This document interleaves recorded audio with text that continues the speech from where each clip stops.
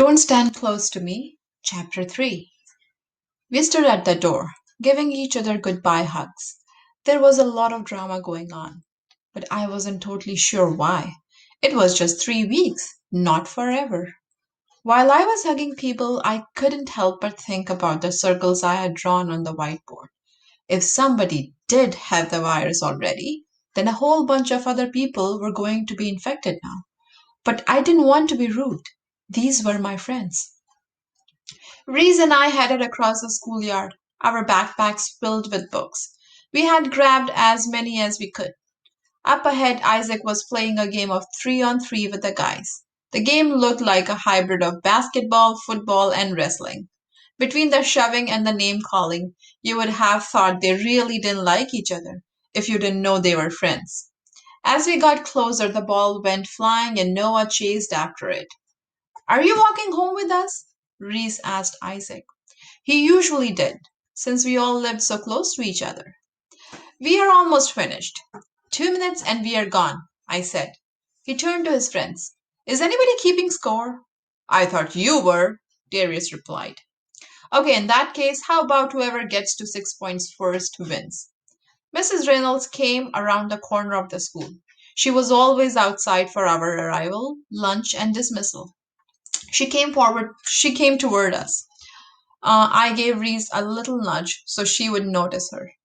The boys kept playing. The wrestling component seemed to be the greatest part of their game. Mrs. Reynolds came up and stood beside us. What kind of game are they playing? She asked. It's an Isaac original, I replied. Excuse me? She called out. They all stopped. I'm afraid you gentlemen will have to stop playing now. The directive I received from the district is that students are to leave the school property immediately. Couldn't we just? She silenced Isaac with a glance. Immediately. Yes, ma'am. I wish you all a safe extended break, Mrs. Reynolds said. She turned directly to me. Quinn, please pass along my thanks to your father for the work he's doing. Sure, of course. It felt weird to be singled out, but I knew my dad would appreciate hearing those kind words.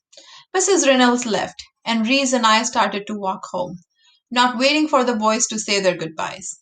We were only part way across the schoolyard when Isaac caught up to us. Whoa, what a day, he said. Yeah, I can't believe what just happened, Reese said.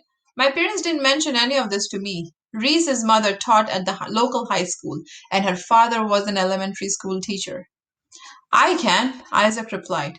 And what makes you so smart? Not smart, but I do listen. I heard my mother on the phone last night with the mayor. She was talking about school closures. And you didn't say anything to us, Reese asked. My mother has a gun. I try not to get on her bad side, said Isaac with a wink. Seriously, though, last night it sounded like just talk. Nothing had been decided. Did you know anything, Quinn? Reese asked. Not about the school closing, but like I said in class, my dad has talked a bit about the virus. It's worse than some people think. But not that bad, Reese said. My dad says that nobody knows how bad it could get. If it means an extra long holiday, that's not so bad, Isaac said. What are you going to do with all that extra time? I asked. Oh, sleep in, play video games, hang with friends, maybe create a funny video that goes viral and makes me famous. Mom will be working most of the time, so me alone in the house, unsupervised, is a dream come true. Isaac's parents had separated a few years back. He joked about loving all the freedom, but I knew it had been hard on him. It still was. His father now lived halfway across the country, and Isaac really missed him. I knew they talked on the phone almost daily, but that was different than living under the same roof. What about you two? Any plans? Isaac asked. Some of the same stuff and of course reading. I said. I didn't mention the canceled trip to Mexico. Even if we weren't going now, there was no point in rubbing it in. We borrowed a lot of books, Reese said, twisting so Isaac could see her bulging backpack. That many books would get me through the next 3 years, he said. Really? Okay, the next 3 decades. We were still laughing when we got to the corner where Reese would keep going straight, but Isaac and I would turn. She lived 2 streets over from us. She gave me a big hug. No hug for me, Isaac asked. No way, I heard you were infected, she said with a smile. See what you started? He asked me. Let me set the record straight. First off, I am, in fact, infected. But it's with joy and happiness. I spread those around in an exponential way. And second, your loss. Whatever. Goodbye, Quinn. See, Isaac, said Reese. We walked for a bit in silence, and then Isaac asked, this is why you canceled your trip, isn't it? Yeah. Hospital staff were asked to postpone any trips. Thought so. Some for the same for the police department. My mother canceled time off for all the officers for the next few weeks, and she told me she wasn't going to be home a lot right now. Oh, I didn't know that.